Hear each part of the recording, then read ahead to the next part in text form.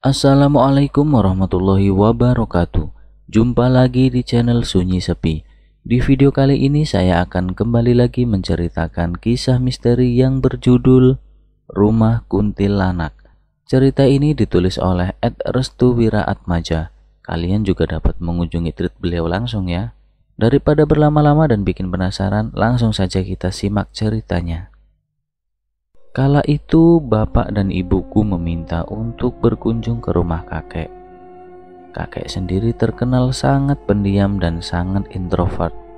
Sampai-sampai ketika kami datang ke rumah kakek, kakek hanya menatap kami semua dengan tatapan yang datar dan polos. Seperti tidak ada keistimewaan dari berkunjungnya kami ke rumah. Bahkan kakek sendiri hendak menutup rumahnya agar kami tidak berkunjung ke rumah. "Mau apa kalian ke rumah?" tanya kakek. Kami kebingungan dengan sikap kakek yang aneh. Padahal niat dan tujuan kami sudah jelas, yaitu ingin berkunjung dan bersilaturahmi. Sejak nenek meninggal, kakek jadi aneh. Kakek sering sekali menyirami tanaman di pagi dan malam hari. "Kek, kami mau silaturahmi sama kakek," ucap bapak. "Tidak usah, pulang saja. Jangan bikin masalah," jawab kakek dengan nada tegas. Kakek langsung masuk ke dalam rumah dan meninggalkan kami di luaran. "Pak, kita pulang saja yuk," ajak ibu. "Jangan bu, kasihan Safira sama Roni. Mereka berdua kan mau ketemu sama kakeknya," jawab bapak. Aku dan Safira melongo sambil menatap bangunan rumah kakek yang tua. Safira ini dia bisa melihat sesuatu yang mungkin tidak semua orang lihat. Dia berjalan ke arah suatu jendela rumah sambil mengusapkan tangannya ke arah jendela tersebut. "Bu, Pak, di dalam ada orang lain ya?" tanya Safira. Bapak dan ibu saling menatap. "Memang di rumah kakek ada orang lain selain kakek ya?" tanya ibu. Bapak hanya menggeleng-gelengkan kepala. Aku langsung menuju ke Safira dan bertanya kepada adikku yang sangat manja ini. "Emang bentuknya seperti apa?" tanyaku. "Perempuan berambut panjang," jelas Safira. Aku terkejut mendengarnya. Mana mungkin orang yang dimaksud itu adalah nenek. Nenek sudah lama meninggal. Memang rambut nenek juga panjang. Namun apa mungkin Safira berbohong, atau mungkin juga dia melihat nenek? 15 menit kemudian kakek membukakan pintu rumah dan berkata, "Ngapain masih di situ? Pulang sana!" teriak kakek. Bapak langsung berlari ke arah kakek dan meraih tangan kakek dengan cepat. "Kek, Safira sama Roni mau nginep di sini. Apa kakek gak mau kumpul sama cucu-cucu kakek?" Kakek menatap ke arah Safira kecil dengan tatapan yang sedikit tajam. "Kamu yakin mau nginep di sini?" tanya kakek. "Iya kek, kita ingin berliburan di tempat kakek hingga beberapa hari ke depan," jelas bapak. Kakek membuka pintu rumah dengan lebar sambil menatap Safira. "Aku tidak menjamin kalian bisa betah di sini. Yang terpenting resiko harus kalian ambil sendiri," jelas kakek sambil menyuruh kami untuk masuk ke dalam rumah. Kami dipersilahkan untuk masuk. Suasana rumah kakek tidak ada bedanya dengan suasana rumah desa pada umumnya. Sejuk dan memiliki aroma khusus yang tidak ditemui di rumah-rumah perkotaan. Bapak dan ibu tampak melihat foto-foto zaman dulu waktu kakek masih bersama dengan nenek. "Itu foto kamu?" tanya ibu. "Iya, dulu aku sangat nakal pas kecil. Kakek sering banget nyabet pantatku pakai sapu lidi," tawa bapak. Ibu tertawa mendengar hal itu. Tak lain dan tak bukan, memori berkesan di beberapa puluh tahun belakangan sangat berkesan di ingatan bapak. Aku dan Safira menuju ke rumah yang pintunya terbuat dari pohon jati dan tergembok rapi. "Ini ruangan apa?" tanyaku. "Jangan dibuka kak." Safira menarik tanganku sambil menatap mataku dengan tatapan orang ketakutan. "Emang di dalamnya ada apa?" tanyaku. "Nanti kakek marah," Jawabnya Safira segera menarik tanganku dan hampir saja menabrak kakek yang sedang membawakan makanan dan minuman untuk kami. Jalannya hati-hati, jangan ceroboh di rumah ini. Kamu tahu kan, kalau sampai keluar nanti bisa bahaya, tanya kakek kepada Safira. Safira langsung berlari ke arah ibu dan bapak. Aku hanya melihat mimik wajah kakek yang kurang sopan terhadap anak kecil seperti Safira. Jalannya yang agak membungkuk memaksakan untuk melewatiku sambil melumat sirih penguat giginya. Bapak dan ibu bingung ketika Safira memeluk mereka berdua dengan tiba-tiba. "Kamu kenapa, Dek?" tanya ibu. "Safira mau pulang," pinta Safira. "Loh, kan kita baru sampai, masa minta pulang lagi? Kan rumah kita jauh, sayang." Bapak mulai merayu Safira. Kakek menyuguhkan makanan dan minuman di meja sambil menatap Safira. "Roni, kamu nakalin Safira ya?" tanya bapak. Aku yang mendengar suara gertakan bapak langsung menjawab dengan cepat. Enggak, Pak. Aku gak nakalin Safira," jawabku. "Terus Safira kenapa?" tanya bapak. Aku menatap ke arah kakek yang sedari tadi hanya terdiam sambil melumat sirihnya dengan santai. "Sebenarnya," ucapku. "Sebenarnya apa?" tanya ibu. "Sebenarnya Safira kurang betah di rumah ini. Dia lupa bawa mainan dari rumah, itu katanya," jawabku walau terpaksa berbohong. Ibu dan bapak langsung tertawa mendengar jawabanku yang melenceng dari fakta yang sebenarnya. "Kamu tadi kenapa nggak bawa mainan dari rumah sih?" "Oh iya, kakek juga punya banyak mainan. Nanti coba bapak ambilkan," jawab bapak. Kakek yang mendengar jawaban itu langsung memandang ke arahku dan tersenyum layaknya harimau yang menyeringai memangsa dari kegelapan malam. Bapak pun mengambil mainan terdahulunya yang masih disimpan di kardus tua. "Nah ini, kamu bisa main gangsing nggak?" tanya bapak. Bapak memperlihatkan kepada Safira cara memainkan gangsing di depan kakek. Aku kemudian ikut bergabung dengan bermaksud untuk mengikuti memainkan gangsing tersebut. "Nah, kamu tarik yang kencang biar gangsingnya berputar. Tapi hati-hati, barangkali kena tanganmu," jelas bapak kepada Safira. Safira kemudian mencoba memainkan gangsing, namun selalu gagal. "Susah, Pak," keluh Safira. "Kayaknya mainan ini nggak bagus deh buat kamu." Bapak pun kemudian mencari mainan yang lain agar Safira betah di rumah kakek. Diambillah sebuah boneka yang sudah lama tidak digunakan. "Nah, ini boneka aja ya," ucap bapak. "Boneka siapa itu, Pak?" tanya aku. "Itu boneka milik nenekmu dulu," jawab kakek. Bapak kemudian menyerahkan boneka itu kepada Safira. Namun aku merasakan hal yang negatif di dalam boneka itu. "Pak, bukannya peninggalan orang yang sudah meninggal harus kita buang ya?" tanyaku. "Nggak semua, Roni. Kalau masih bisa dipakai, kenapa harus dibuang kan?" jawab bapak. "Tapi kan itu boneka memang bentuknya serem, Pak. Kenapa kakek masih merawat boneka itu?" tanyaku. Kakek kemudian menyuruhku untuk menghadapnya. Bapak dan ibu hanya memandangi kakek yang ingin memberitahu kepadaku tentang sesuatu dari boneka itu. Kakek pun memegangi kedua tanganku dengan lembut. Tangannya yang sudah keriput dapat aku rasakan dengan jelas. Tulang-tulang dan urat tangannya jelas terasa. "Nenek belum meninggal, Roni," senyum kakek. Aku terkejut mendengarnya. Aku memandang ke arah Safira yang sedang memainkan boneka itu sambil mengelus-elus manja rambut boneka tersebut. "Kamu tahu kan, di rumah ini kamu tidak boleh berkata hal-hal yang menyakiti. Tata krama dan sopan santun sangat diperlukan saat kamu bertamu dimanapun," ucap kakek kepadaku. Aku menelan ludahku sendiri dalam-dalam. Keringatku bercucuran seketika. Ingin rasanya aku melepaskan genggaman itu, namun kakek menahannya.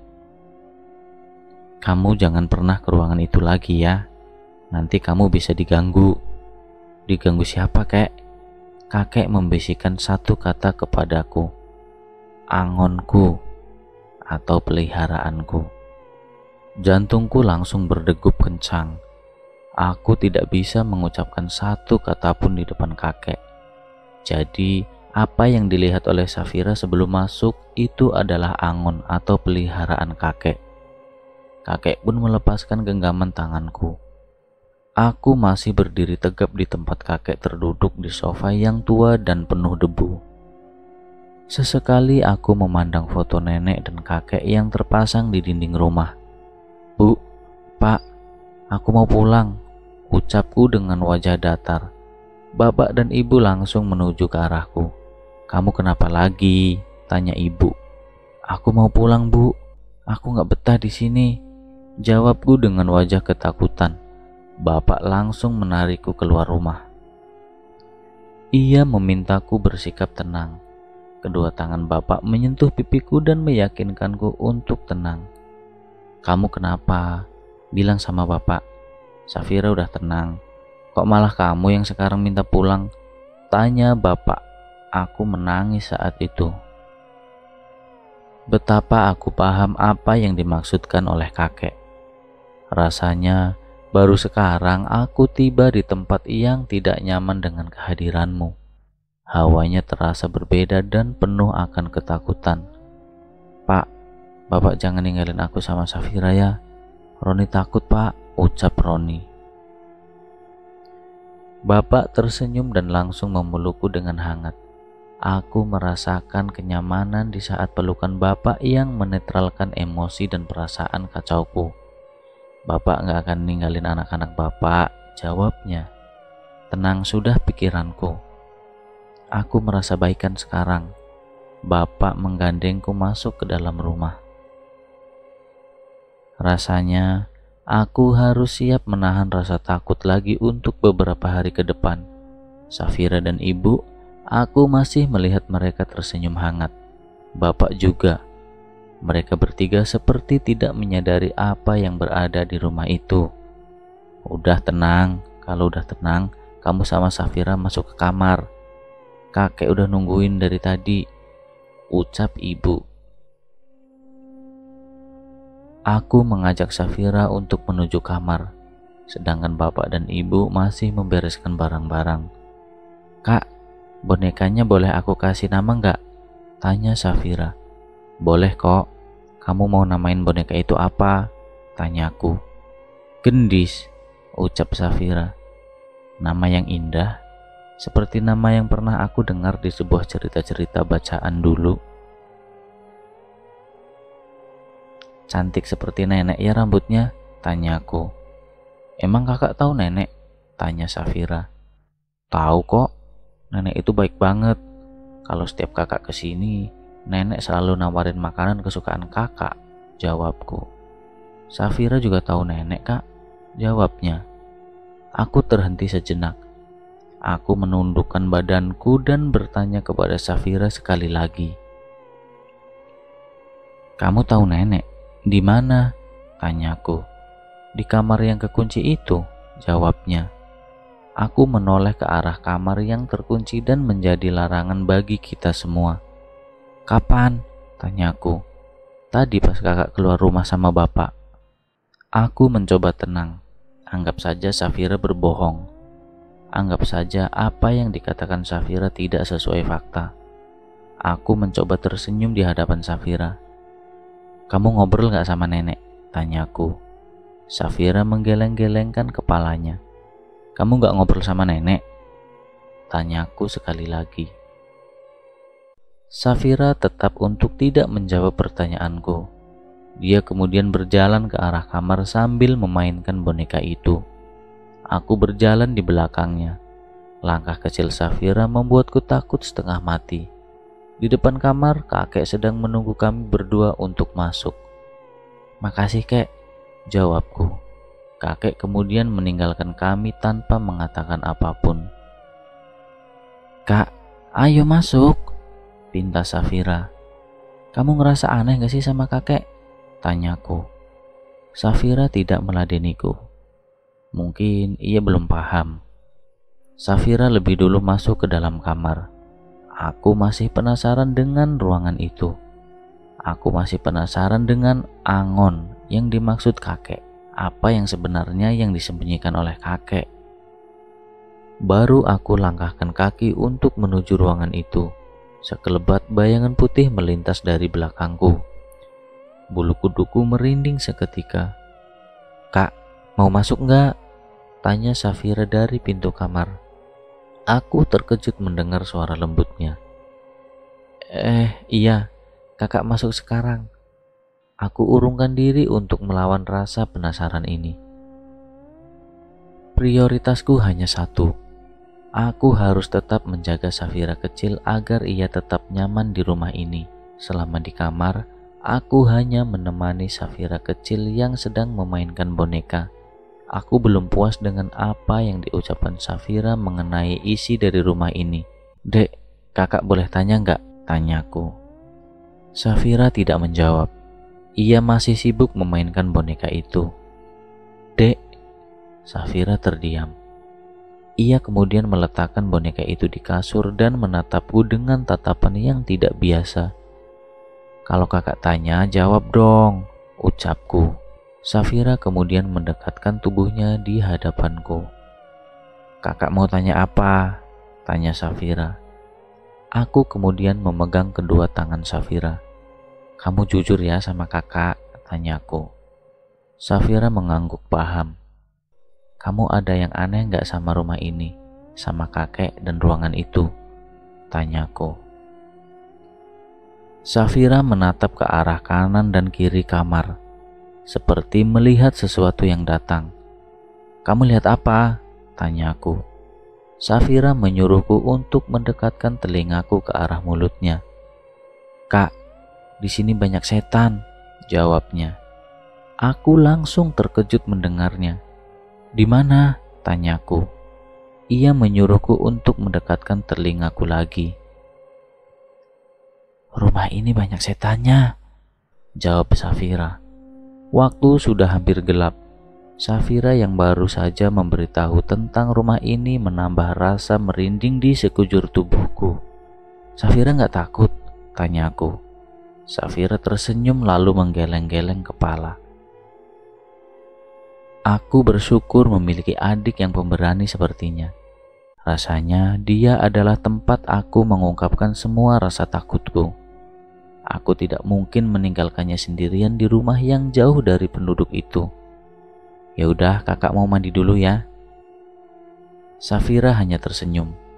Ia pun memainkan bonekanya lagi. Aku membuka tasku dan mengambil semua alat mandi serta handuk. Sebelum aku meninggalkan Safira, aku lebih dulu memeluknya. Safira terkejut dan bertanya, "Kakak kenapa meluk Safira?" tanya Safira. "Kakak pengen meluk aja, emang gak boleh?" tanyaku. Safira tersenyum. Ia pun kembali memelukku dengan pelukan yang sangat erat. "Kakak mandi dulu ya, Safira tunggu di sini. Jangan keluar kamar sebelum kakak datang dari kamar mandi," ucapku. Safira mengangguk paham. Aku pun meninggalkan Safira sendirian di dalam kamar. Kebetulan saat itu bapak dan ibu masih berada di ruang tamu. Mereka berdua ternyata sedang bercerita mengenai masa lalu rumah ini. Namun sesaat obrolan itu menjadi sangat sensitif manakala bapak menceritakan tentang kematian nenek yang tidak wajar. Aku mencoba mencari tahu dengan menguping di dekat lemari besar yang sebagai pembatas antara ruang tamu dan juga ruang dalam rumah kakek. Kematian nenek belum jelas. Aku juga belum tahu mengapa. Tapi nenek meninggal karena sesuatu yang disembunyikan oleh kakek, ucap bapak. Ibu kemudian menanggapi ulasan bapak mengenai kematian nenek. "Pak, bukannya nenek meninggal karena sakit?" tanya ibu. Setiap malam, kakek itu sering sekali menyirami bunga di depan rumah. Dan ada ritual khusus yang dilakukan kakek di setiap Selasa Kliwon, jelas bapak. Entah apa yang mereka bicarakan, namun ada sesuatu yang menepuk pundakku dari belakang. Tidak baik menguping pembicaraan orang. Jika ingin bergabung, dekatkan diri. Jangan beraninya mencuri tahu dari belakang. Aku terkejut manakala kakek sudah berada di belakangku. "Kakek?" tanyaku. "Ibu dan bapakmu sedang membicarakan nenek. Tidak sepantasnya mereka berdua membicarakan hal itu di rumah ini," jelas kakek. "Kek, nenek meninggal karena apa?" tanyaku. Kakek diam dan tidak mau menjawab. "Kamar mandi ada di pojok rumah," jawabnya. Aku pun meninggalkan kakek sendirian. Tampaknya kakek sudah mulai geram dengan perlakuan ibu dan bapak karena pembahasan sensitif mengenai nenek. Mungkin itu adalah urusan orang tua yang tidak boleh aku ketahui. Namun, manakala rasa penasaran ini memuncak, aku selalu nekat untuk mencari tahu kebenaran yang tersimpan di rumah ini. Aku pun mencari kamar mandi yang dimaksud kakek.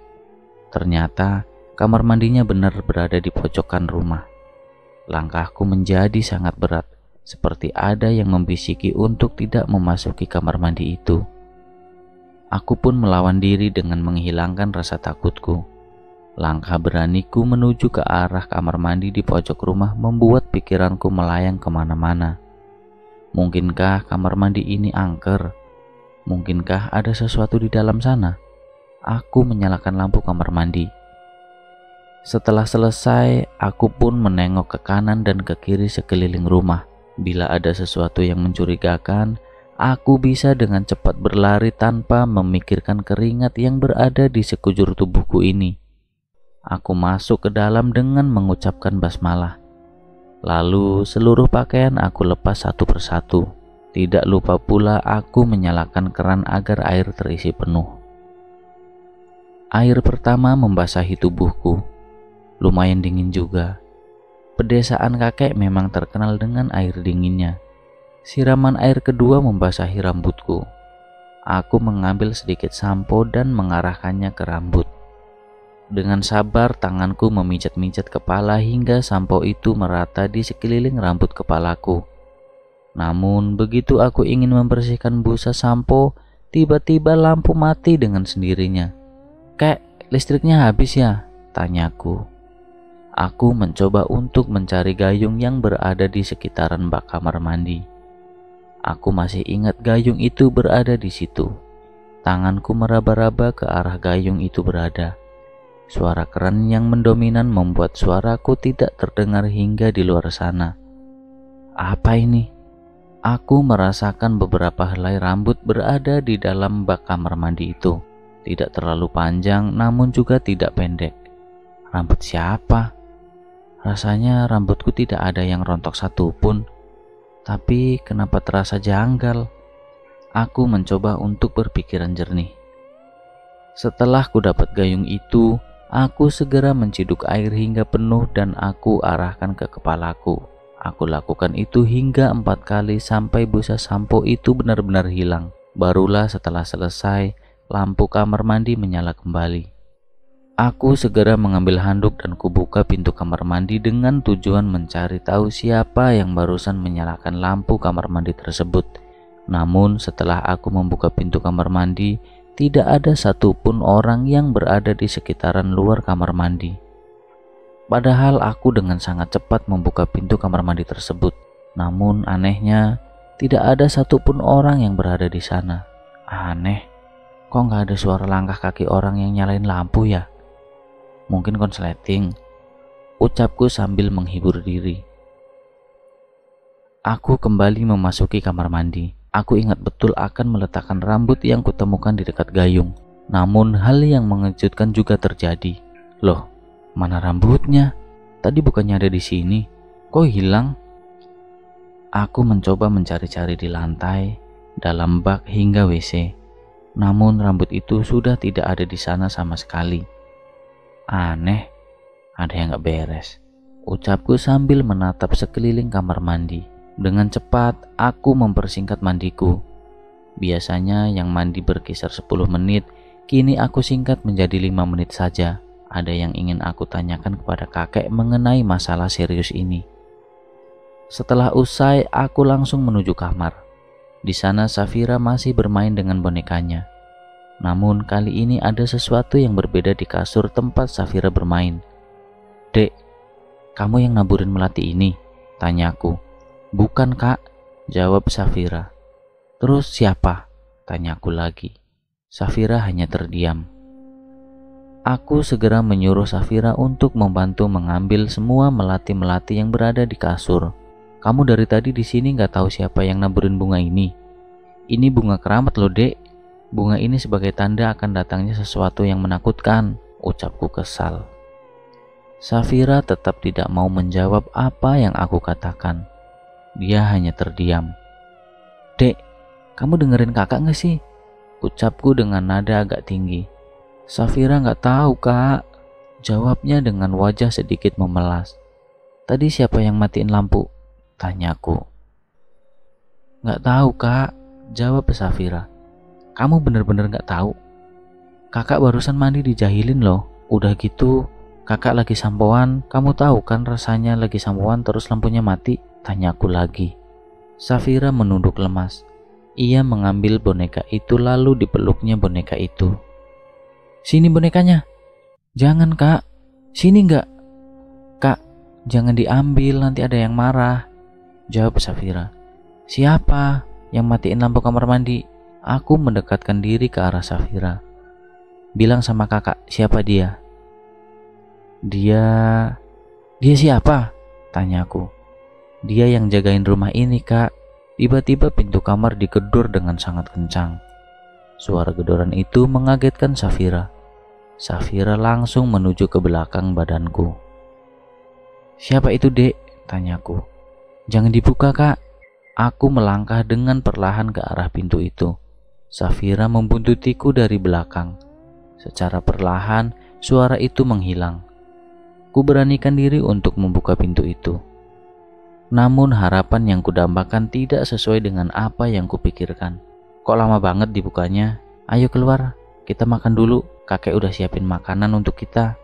Habis itu sholat maghrib," ucap ibu. "Ibu ngagetin aja. Aku kira siapa?" jawabku. Safira langsung menuju ke arah ibu dan memeluknya. "Kamu kenapa, sayang?" tanya ibu. "Bu, Gendis boleh ikut makan nggak?" tanya Safira. "Gendis itu siapa?" tanya ibu. "Nama boneka Safira namanya Gendis, Bu," jawabku. Ibu menundukkan badannya sebagai tanda menghormati Safira kecil sambil membereskan baju Safira yang lusuh. "Boleh dong, asalkan Safira ikut makan," senyum ibu sambil mencubit pipi Safira. Safira kegirangan dengan hal-hal kecil yang diberikan ibu kepadanya. "Yaudah yuk, kasihan kakek udah nungguin," ucap ibu. "Iya, Bu, bentar aku ganti baju dulu." Aku kembali masuk ke dalam kamar untuk mengganti pakaian. Sedangkan ibu dan Safira, mereka berdua terlebih dahulu menuju ke ruang makan dan bersambung. Untuk kelanjutan kisahnya nanti saya akan ceritakan di video bagian yang kedua. Terima kasih sudah mampir di channel Sunyi Sepi dan menonton video ini. Jangan lupa tulis kritik dan saran agar channel ini lebih berkembang. Jangan lupa tekan tombol like, comment, share, dan juga subscribe agar tidak ketinggalan video-video berikutnya. Wassalamualaikum warahmatullahi wabarakatuh.